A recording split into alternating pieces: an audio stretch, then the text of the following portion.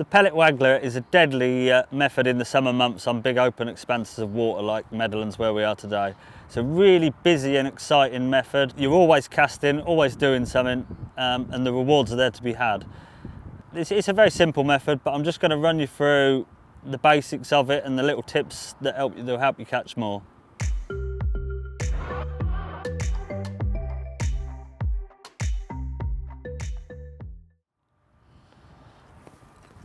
Well, why do we fish a pellet waggler? It's targeting fish on big open lakes. They're normally deep. The fish are going to want to be, like on any water, the fish come up in the water as it warms. What we're trying to do is we're going to be regularly casting, feeding big pellets, because we're fishing a decent distance. It's going to be 8 mils today, or even 11 mils. And what we're looking to do is we'll feed, and then cast straight into it. Then leave it 10 seconds or so, twitch the bait just to make it rise again, and then feed again, reel in, start again. It's a really busy process. You're not going to catch a lot just sitting there, and you'll find the people that cast most are going to catch more. You will find a lot, especially early in a session, when you cast out, your rod is going to go straight round. They're going to take it as it hits the water. That's generally how it goes. And as they start to feed more during the day, then you'll be striking at bites. There'll be times when you're not getting lots of bites, but you've just got to keep working at it and casting, and eventually they are going to turn on and you can have a real good spell. And they're going to be really big fish generally on these sort of waters, so you don't need to be catching all day, but you've got to keep at it. Just busy.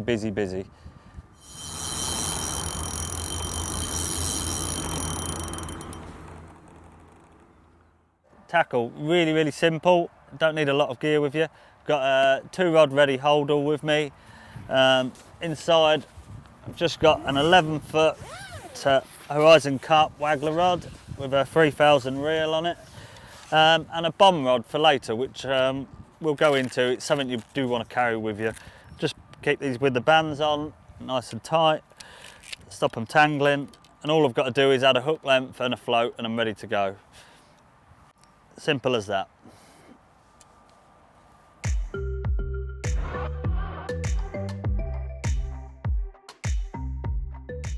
Right, on to the Wagner setup.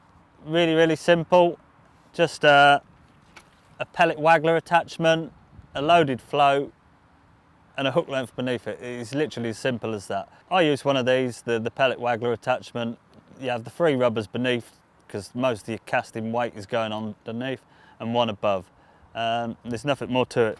If you did want to make your own, as some people do, just simply the medium line stops. Again, a couple, 2 or 3 beneath, 1 below, with just one of our snap loop swivels in between. And that's all there is to it.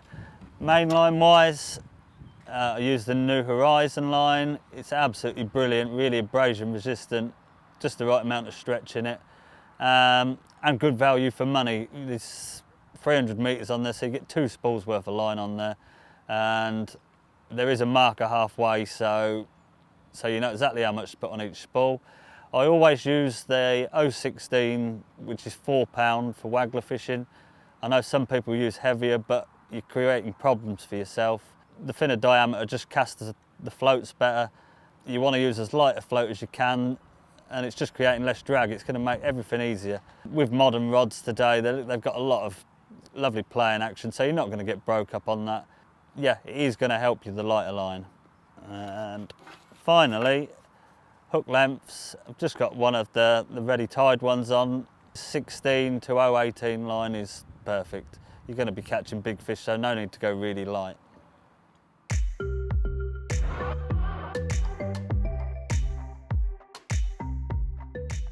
On to Wagler choices. These Matrix ones are perfect. They come in 2 different diameters, 8 and 10 mil. The 10 mils are a bit better for a bit longer range and choppier conditions. And again, different sizes to cover the conditions, going from 4 grams up to 10 grams.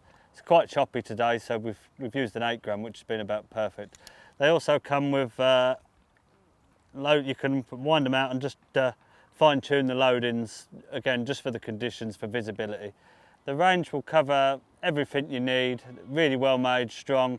They're crystal clear, which obviously helps fish don't see them coming. You'll notice they're a lot smaller than the pellet wagglers we used to use, the great big balsa things. Everything's just been fine-tuned now. The fish have become wiser to it. And again, it goes with what I was saying about the finer line. It just helps these cast easy because they haven't got as much weight as old pellet wagglers.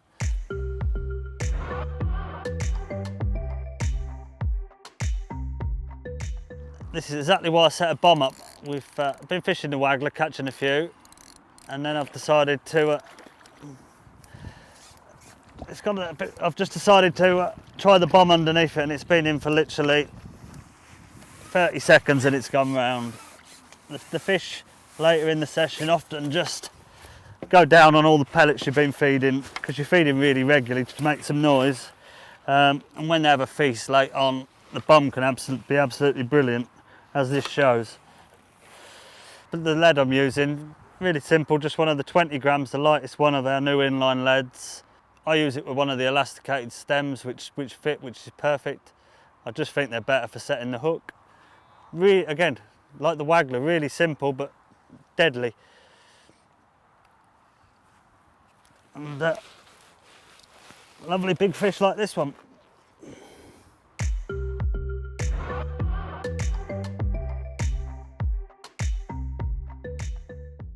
The pellet Wagler pretty much sums it up. It's pellets, pellets and more pellets.